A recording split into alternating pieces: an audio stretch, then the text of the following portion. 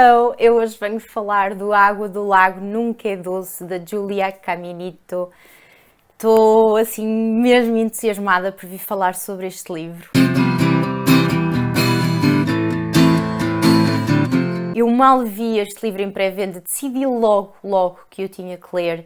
Chama-lhe intuição, chama-lhe o que quiserem, mas quando eu sinto que alguma coisa me chama, eu tenho que ir e ainda bem que eu decidi ler.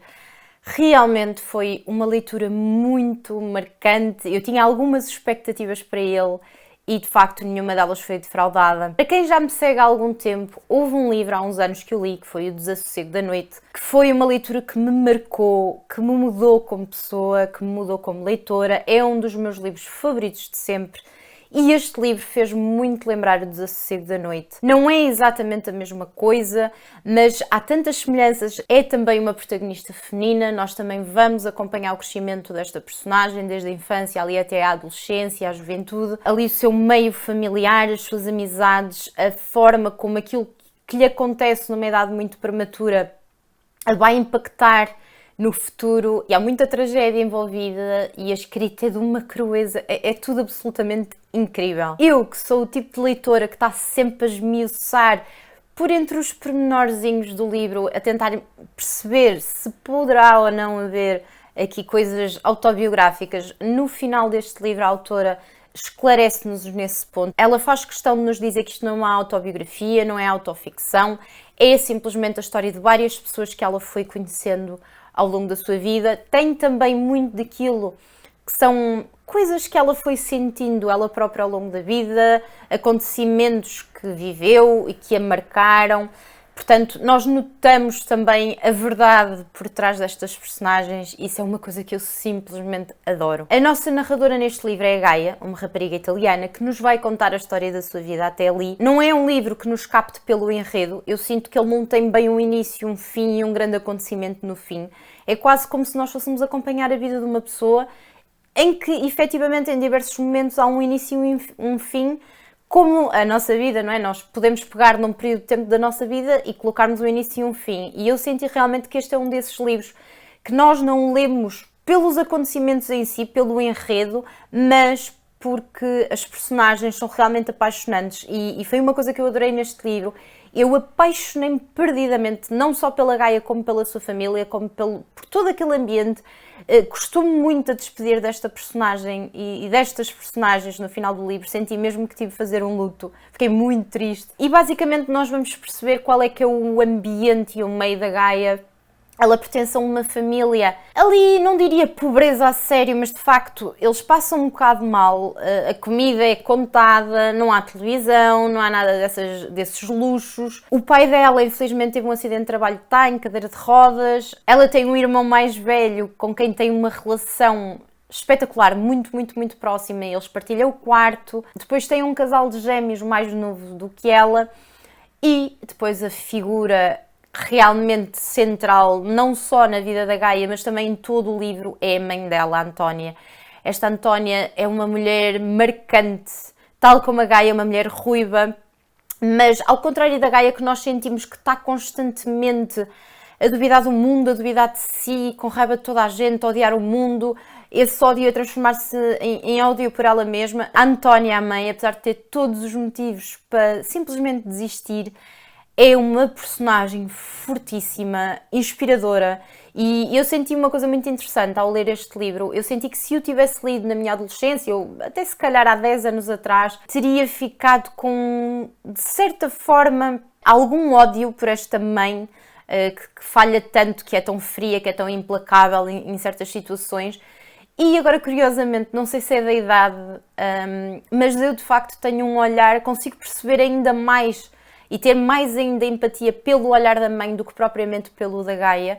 Apesar de eu perceber totalmente aquilo que ela sente, a forma como ela pensa, a forma como ela encara os acontecimentos, o respeito que eu ganhei com esta Antónia, com esta mulher implacável que pela justiça e pela igualdade e pela moral, ela literalmente despe-se e vai à luta. É uma personagem maravilhosa, eu apaixonei-me perdidamente por ela e senti realmente que é uma mulher que nos inspira. Eu senti de alguma forma que fui beber à coragem desta mulher e adorei isso. Se eu tivesse que apontar um tema para este livro, diria que talvez seja o confronto diário da Gaia com as dificuldades e as complexidades de viver num ambiente que de alguma forma a castra, não no sentido mental nem ideológico, intelectual, muito pelo contrário. Apesar deles, por exemplo, não terem televisão, a mãe está sempre a obrigá-la a estudar, a ler, literalmente oferece-lhe um dicionário, portanto, ela é quase obrigada pela família a estudar até tipo ao último segundo da sua vida e de facto é uma miúda muito inteligente e vai dedicar a sua vida a isso, mas a verdade é que conviver com um ambiente de pobreza e a própria complexidade da sua família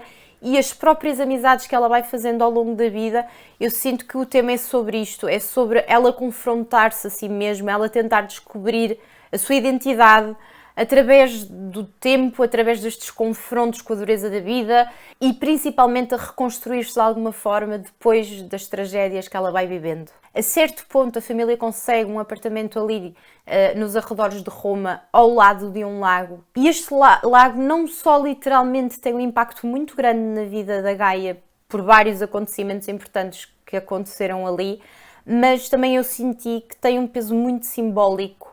Há quase um misticismo ligado àquele lago, de mistério, de sujidade, de violência, de esperança.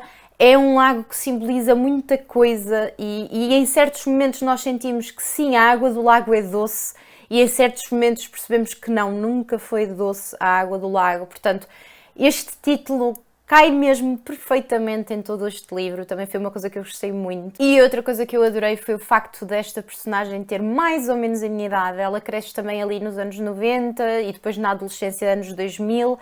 Portanto, eu relacionei-me imenso com certos acontecimentos da vida dela, certas coisas que ela foi experienciando e vivendo, todas as suas dúvidas, todo o confronto com esta dureza da vida naquele ambiente. Eu adorei, e há uma coisa então em particular que foi a relação dela com o irmão, quase a irmandade que eles tinham, é mesmo uma relação. Há momentos no livro em que ela diz que ele é a única pessoa que a conhece. E esta relação para mim é muito marcante porque eu também a vivi e só em adulta percebi que nem todos os irmãos têm esta relação entre eles. E de facto eu senti muito que a relação da Gaia com o irmão foi muito aquilo que foi crescer também com o meu irmão. Uma conexão muito especial que se cria e eu adorei também ler sobre isso. A forma crua como a escritora descreve a realidade dos dias desta personagem é dolorosa, em muitos momentos fez-me mesmo aqui moça e eu adoro isso. Teve um impacto muito grande em mim. Fez-me lembrar a ansiedade que era não saber exatamente o que ia acontecer a seguir. O futuro parecia muito longe e muito próximo ao mesmo tempo. Esta personagem sente-se muito presa, mas ao mesmo tempo muito sozinha, mas ao mesmo tempo muito perdida. E ali então na adolescência fez-me literalmente recuar para quando eu tinha a idade dela e o pânico que era. Portanto, a forma também como a escritora nos faz literalmente passar sentimentos e pensamentos para imagens vívidas é deslumbrante. Eu adorei, aterrorizou-me, fascinou-me, mas está mesmo muito bem feito. Foi incrível ler este livro e esse foi só um dos pequenos motivos para isso. Foi um livro que realmente me marcou muito. Eu sinto que ele me vai acompanhar pelo menos nos próximos meses. Dificilmente eu me vou esquecer desta família e isso, eu sinto que não há nada mais bonito do que isso, do que aquela sensação de nós fechamos um livro e ele continua connosco. Portanto, foi por isso que foi tão marcante para mim. E eu senti que acompanhar o crescimento desta personagem, descobrir a forma como ela encara o mundo e a forma como os acontecimentos de alguma forma a moldam, incrível. A escrita da autora é lírica, é feroz, é fria, é uma maravilha. Se tiverem a oportunidade, a sério, experimentem, dificilmente não vão gostar, é incrível. Se já leram ou estão a pensar ler, digam-me aqui em baixo, por favor, e digam-me também qual é que foi assim o último livro que leram que vos marcou realmente. Se gostaram do vídeo, não se esqueçam de deixar um like ali em baixo. Beijinhos e até à próxima segunda-feira.